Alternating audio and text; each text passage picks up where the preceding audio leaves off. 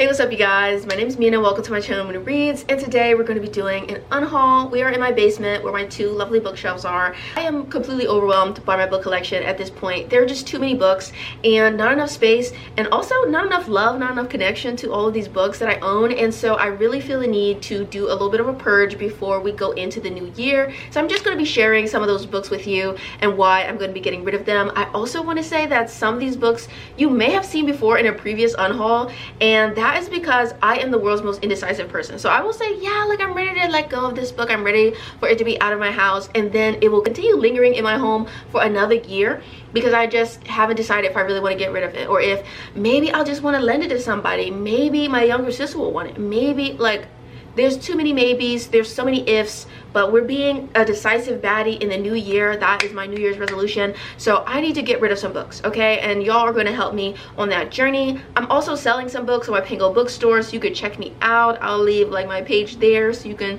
search my username. The link will be in the description below. Okay, I'm doing too much talking. Let's get rid of the books. All right, y'all, so I have several stacks of books to talk about. For the Wolf by Hannah Witten, I discussed this in a DNFs video. I read the first 50 pages of this and I was so bored, and all of my subscribers and all of my friends told me that it's really not worth continuing, so why would I do so? So I'm getting rid of it. Then up next we have Nightwood by Una Barnes. I'm an English major. This is a book that I read for a course like 2 years ago. I see no reason to keep it. I'm not going to reread it. So yeah, just going to be getting rid of this. Then we have The Maid by Nita Prose, or Nita Prose rather, and also Malibu Rising by Taylor Jenkins Reid. Malibu Rising is a book I really liked, but I'm never going to reread it, and if I did reread it, I don't see myself like annotating it or anything like that to the point where I need the physical copy. So I just listen to the audiobook or something, I don't know. Then The Maid is a book that I tried to read and I DNF'd it like last year. It just is not my thing. I'm not really a murder mystery girly, so it wasn't speaking to me. And those two are definitely ones that I have mentioned in previous unhauls, and that's because I'm indecisive. Because I was like, oh, but I did like Malibu Rising, so maybe I'll keep it. Maybe I won't. Maybe I'll get rid of it. Then we have Book of Night by Holly Black, and this is like Holly Black's, I don't know if it's her first adult fantasy, but it's an adult fantasy. It had a little bit of hype when it first came out, but then all the reviews said that it was trash, and I have to be honest, I did not enjoy The Cruel Prince. I read it, I didn't love it. I didn't continue with the series, but like the first book, it really did not sell me, and I don't know, I mean, all of her diehard Cruel Prince fans didn't like this book, so if they didn't like this book and I didn't even like The Cruel Prince, there's just no chance that I'm gonna have fun with it. That's my rationale. So it's gone. I'm also getting rid of Before the Coffee Gets Cold by Toshikazu Kawaguchi. I did not like this book. I don't think this is a bad book, but it really let me down. It was like a very mediocre reading experience for me after everybody really hyped it as being this really incredible, emotionally impactful story. And I'm not going to discredit other people's emotions on it, but I just didn't feel those things, so it is leaving the collection.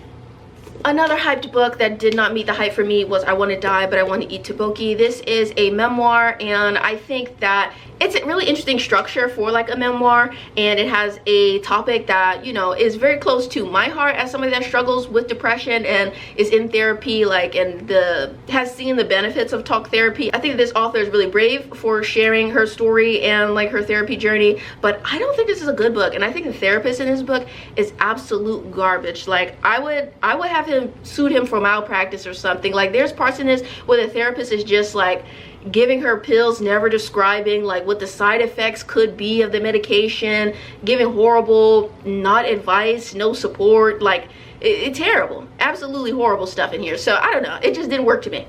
I didn't like it, I'm sorry. Then we got a really disappointing, really sad one. Tor was kind enough to send me an arc of The Untethered Sky by Fonda Lee. I really wanted to love this. I really did not. I gave it a 3 stars, so make no mistake, it wasn't horrible or anything, but Fonda Lee wrote the Greenbone Saga. Like, I think that the Greenbone Saga is genuinely peak literature. So I feel like going from the Greenbone Saga to reading this, it was just like night and day. There's no comparison. And of course there's no comparison because the concepts are really different. This, you know, but it's a very different kind of fantasy than the Greenbone Saga is, which is fair. It's fair. But I just felt like it just didn't do any of the things that I think the Greenbone Saga does well. I didn't think that like the character was super compelling. I didn't feel compelled by the world or the character dynamics or any of the relationships. So it really didn't do anything. It didn't speak to me, but I don't think it's bad, but it just wasn't fantastic. So I will be giving away this art copy to some kind soul in a free little library near me. So okay, then I'm getting rid of To Serve with Love by Lauren Lane. This is a romantic comedy. Like, nothing about this book speaks to me reading the synopsis on the back. It just feels like something that's really easy to part ways with. I read the first chapter or two and I wasn't really vibing with the writing either. So it was just like, it's an easy, I'm getting rid of it kind of thing. Okay, then we have It Ends With Us by Colleen Hoover. This book, I got this last year at my local thrift store for like 50 cents or something, just because it was so cheap. And I was like, yeah, like maybe I'll finally read it just to see what the situation is with Colleen Hoover, why everybody hates her so much, why everybody loves her so much. But at the end of the day, I truthfully don't give a fuck. So at first I was like, oh, I'm intrigued by the hype, I'm intrigued by the hate train, but now I'm just like, I don't care. I don't care anything about what this lady has going on. So the book's leaving the shelves. Alright, so then I have these two books that are a part of a fantasy romance series by Abigail Owen, The Rogue King and The Blood King. And these are like shifter fantasy romance books about dragons. And that's super cool, but I don't feel compelled to read this. Like, I've had these books for like 4 years at this point. I have felt no compulsion to pick it up at any point in the 4 years. So I doubt that that's going to change at any point in time. And also, I don't like mass market paperbacks. I just feel like they're just not my thing. So okay, then I have this book by Anthony Reynolds. It's called Ruination. It's like some kind of League of Legends tie-in fantasy book, and I feel like this was sent to me like unsolicited at some point, and I'm just like very not interested in it. So I'm getting rid of it. You know, no hard feelings towards it. Happy for the girls who loved it. I just don't, it doesn't speak to me. I'm not interested. So then we have Ithaca by Claire North. This is a retelling of the Odyssey from the perspective of Penelope, who is in Ithaca while her husband Odysseus is off fighting the Trojan War. So this is about like her journey, what she's up to in Ithaca. And I just didn't, I read like maybe 30% of this. I'm the queen of DNFing a book, okay? And I read about 30% of this and I just really was not caring. It just wasn't working for me. Let me say something, and this is going to be controversial, but I feel like too many of like these Greek mythological retellings or these retellings of Greek epics from like a feminist perspective, I just feel like they are not offering enough to make it worthwhile as a reading experience. Like, they're just not offering enough nuance, enough detail, enough newness that it's worth reading them at all, let alone like in conjunction with the original tale as it exists. Like, they're just not doing enough for me that it's like worth it. So I'm at a point personally where if you tell me that something is like a Greek mythological retelling, it's actually an anti-buzzword. Like, I'm over it. I'm over it. They've overdone it, okay? This whole like literary wave of reinterpreting Greek myths, Greek dramas, Greek tragedies, and like, you know, viewing them through a feminist lens, I think that's great for academia. I love reading academic articles that are about this, like about applying a feminist lens to the original source text. But every time I read like a fictional retelling of it, it offers me absolutely nothing. So it's gone. Then we've got A Very Large Expanse of Sea by Tahira Amafi. This is a YA contemporary about a young woman. It may actually not necessarily be a contemporary. It's set 21, almost 22 years ago at this point. That's crazy as hell. I don't know if it can be considered a contemporary or if it's historical fiction at this point. I don't know, but this is a YA story about a young Muslim girl in the aftermath of 9/11 and like this social climate that she is having to live under, and she's in high school and, you know, all that kind of stuff. And I'm unhauling this just because I'm not a huge YA person, but I do think that I may give this to my little sister, so it's being unhauled, but it's being relocated to her bookshelves in her room and off of my bookshelves. So it's not really like a real unhaul, but I'm just mentioning it here. I have Permanent Record by Mary H.K. Choi, which is kind of YA, kind of not. I feel like they're like 19 and 20 or in this book or something. Like, they're not in high school necessarily like most YA contemporaries. So they're a little bit on the older side, but I tried to read this in like 2019 and it just didn't work for me. One of the most beautiful covers in the world though. It's so true, but the story wasn't doing much for me, so I am going to be getting rid of this as well, and this may be making its way to my little sister's shelves, but yeah, it's not for me. Okay, Pookies, we're on to our next stack. So the first two here are Love of Kill by Faye. This is a manga about this assassin dude, and he becomes obsessed with this woman who's like works for this federal agency, and he kind of becomes obsessed with her. And so this is about him trying to court her while she is like also kind of trying to hunt him down because he's this wanted killer, obviously. It would be interesting, but the guy's a loser.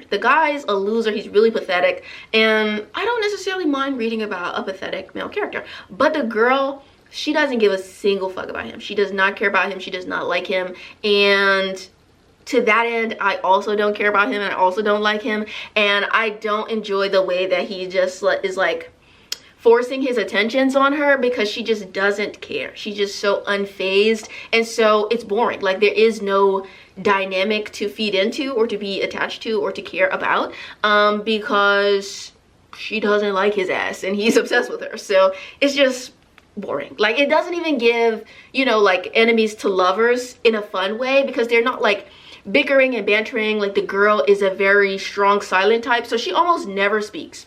And so it's just like, go girl, give us nothing. Like, she gives us nothing, and then he's giving us everything, but in the most boring, pathetic loser way possible. So it's just like,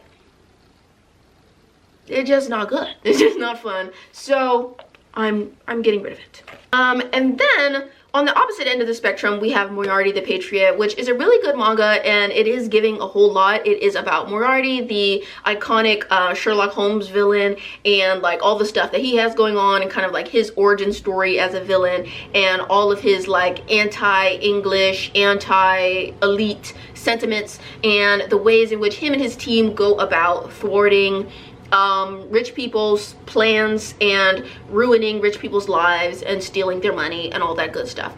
I actually really love that. I really enjoy that. I think that's great. But I am just like, I'm never gonna buy more volumes of this manga, and so I don't necessarily feel a need to keep this one, because I initially thought like, oh, I'm gonna buy it and like collect all the volumes, but I've since changed my mind about that. Having a manga collection just stresses me out. It's simply too many books. Mangas go on for way too long, way too many volumes. So just like, I'm never going to finish the collection like I initially thought I would. So I'm gonna get rid of it. And if I do decide to continue it, I will just borrow the ebooks from my library or something like that. I'm also watching the anime, and I kind of prefer watching the anime to reading the manga, so that's also playing a factor in my decision to get rid of it. So yeah, like, this was good. Make no mistake, it's very good. I would actually highly recommend it, but I am getting rid of it just kind of in the spirit of making space on the shelves. So okay, so then we have two other books that are kind of in a similar vein. I have no bad feelings about these books. In fact, I actually really recommend one of them, and the other I haven't read yet, but I'm getting rid of them just to make space. So we have Zenny by Rebecca Weatherspoon. This is a book that I definitely showed in a unhaul like a million years ago, and then somehow it was still in my book collection. I don't know why, but I have two copies of Zenny. I have one that I got for myself, and then I have another that Rebecca sent me, and she actually signed that one. So the signed one is on my bookshelf in a place of honor on this second shelf right here. So I'm keeping it obviously, but we'll be getting rid of the duplicate. Then I also have a duplicate copy of this, of Women in Salt by Gabriela Garcia, and my other copy is up there on that top shelf. So I just feel like, you know, I don't need both copies, so I'll be getting rid of it. But no hard feelings towards it. Next one, I do have some hard feelings about this. Roomies by Christina Lauren. This is a book that I think I've talked about disliking before. This is like a contemporary romance. I just felt like the girl was kind of a loser, a little bit pathetic, and I just really did not like the romance. And I don't know, it gave me the ick really badly because the girl is a little bit of a stalker. I don't necessarily mind her being a stalker.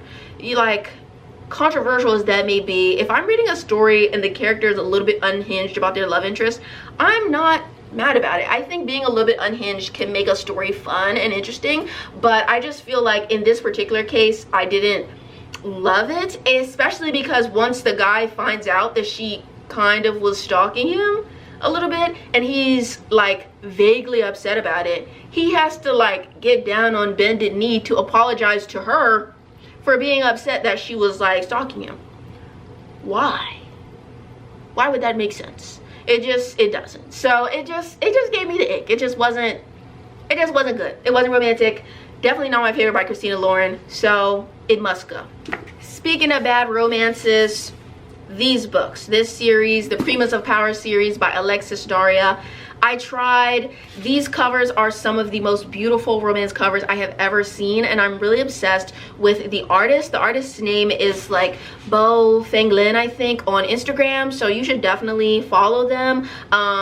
The art is incredible, okay? I love the art style. The art style convinced me to buy the second book after hating the first one, but I do not think that these books are good. I do not like this author's writing style. I do not like the sense of humor. I do not like the way that the characters interact with each other. I don't think that they have chemistry. Like, I can't think of a single nice thing to say about these books, and I do try to think about nice things to say about a book, but I just can't think of a single thing that was like good in my experience with either of these books, so they're going, obviously. Now here's another Taylor Jenkins read. I enjoyed Seven Husbands of Evelyn Hugo when I read it in like 2018, I think. I enjoyed it then. I will never be rereading it. It's like that phase is over in my life, but it did mean something to me at some point, so I do have a copy of it, but it doesn't need to live on my shelves anymore, so it's going. Mentioned this a little bit earlier in the video, but I'm just not really a murder mystery girly, and The Nanny by Gilly McMillan is a book that I tried reading a few years ago. I want to say in like 2021 maybe I tried to read it, and this is like a murder mystery. It's about like family secrets. It's a domestic thriller, and there's like a dead body on this property, and they're trying to figure out who did it and why and whatever. But yeah, I just didn't care all that much. I did think it was kind of well written, but it just is not my thing, you know? Like I said, I'm not a murder mystery gal. And I also feel like, one thing I will say, it doesn't make sense to me to buy a thriller, because are you ever going to reread it once you know the plot twist? Because I don't know, I feel like most thrillers, they really like don't give you much until you get to the plot twist. And it's like, if the plot twist is not good, then you will never reread it. Like, would you? Answer me that in the comments below. If you're like a thriller or murder mystery type of person, do you reread your thrillers or murder mysteries? Alright, so then we have Manga by Jessica George. This is a debut by a British author, and I enjoyed this book. I had some qualms with it, but I enjoyed it. Only reason I'm getting rid of it is just like for making space reasons. I thought that it was pretty good, and that's it. You know, it was like a pretty good 3-star read. It was cool. I recommend checking it out if you're looking for a contemporary about a young woman kind of coming of age a little bit later in life, because I believe she's like 26 or so, but it's about how a lot of elements in her life have been kind of slowed down because she's been taking care of an ailing family member, and her family heaps a lot of responsibility on her even though she's the youngest person in the family. And so it's about how that has sort of impeded her growth, and it's kept her kind of trapped at home in a way, and what happens once she finally sort of breaks free, in a sense, in that journey. So I think it's a pretty good book. No hard feelings towards it, but I would like to make some room on my shelves, and since I've already read this one, it can go. So here is the last little stack that I have of books that I'm going to be getting rid of. So we have Invisible Man by Ralph Ellison. This is a Black classic that I have read twice now. I had to read this in high school, and I also read this in one of my college courses, and I've written like a 10-page paper on it. There's like 1,000,001 annotations in here, which you probably can't see. The light's a little too bright, but 1,000,001 annotations in here. But I don't like this book. I don't like this book. I think very genius, very genius. I don't like the book. So I'll probably be getting rid of this and just like giving it away or something, because it's not for me. I don't want to keep it. So it's going. I've had enough of it. Enough of it to last a lifetime. Up next, we have Light from Uncommon Stars by Riko Aoki. I talked about this in my Books I DNF'd video that I filmed over the summer, and I got some feedback from you guys about whether or not I should continue it, because I DNF'd it like maybe 40% into the book, and I was talking about some of my grievances with the book.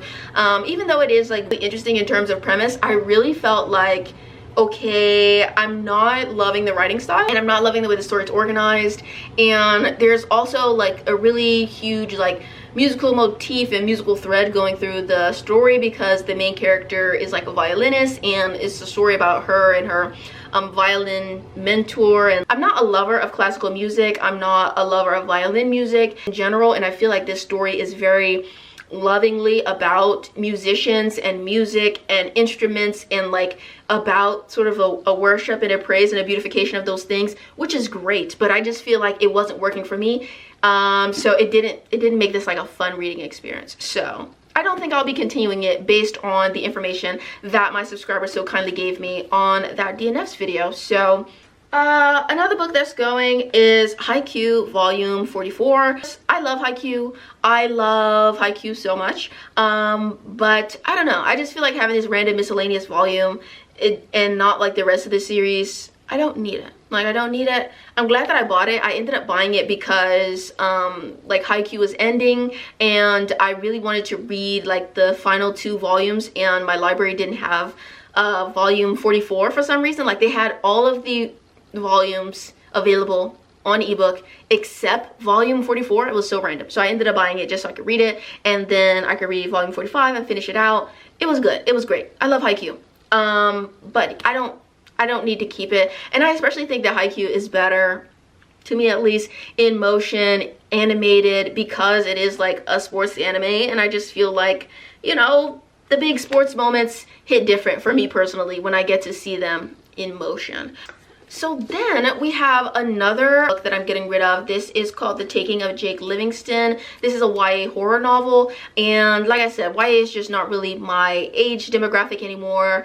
I feel like an old woman whenever I read YA, and it just doesn't speak to me like it once did. And I'm also not much of a horror girly, so it's just not my thing. So I'm going to be giving this away to either like my actual library or a little free library near me, so that some young person with morbid interest can read it and enjoy it better than I ever will. Alright, so then we have The Daughter of Dr. Moreau by Sylvia Moreno Garcia, and me and Sylvia are not getting along this year. I read this in January. I did not like it. I gave it 2 stars. I read Silver Nitrate. I did not like it. I gave it 2 stars. I fear that me and Sylvia, we may be coming to the end of our relationship. I have a few more Sylvia Moreno Garcia books that I need to read from her backlist, but I don't know. I just don't know, because we're not having the greatest luck. And so I'm scared. I'm scared what that means for us, but I am definitely going to be getting rid of this. I'll never read it again. I did not like it. It was a no for me.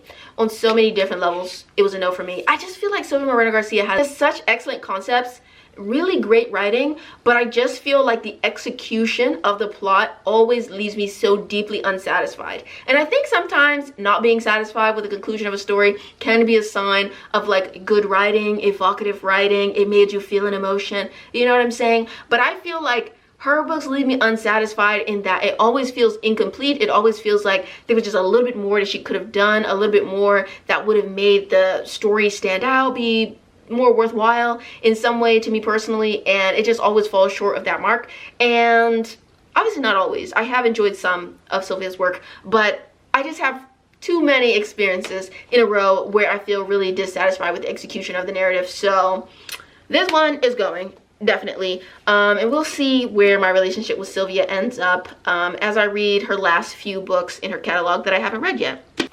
Alright, and the last book that I have to show you guys is House in the Cerulean Sea by T.J. Klune. This is a book that I read and really loved in 2020. And I don't dislike it now. There is like some of the history behind the book and behind the reasoning why T.J. Klune wrote the book. He based it on like indigenous histories that I really do not think were his to write or to co-op for his feel-good white people story. So I think that that was very questionable on his part, and it's something that it just kind of stays in my mind a lot. So I really don't feel like I would be able to in good conscience revisit this story and like feel comfortable with the feel-good nature of it, because he bases it on the 60s scoop, which is about a lot of indigenous children being stolen from their families and put in these like orphanages, and he bases that for this like magical school thing that he has going on in here. And so I mean, I feel like the book was good. Like, I can't say that I didn't like the book, but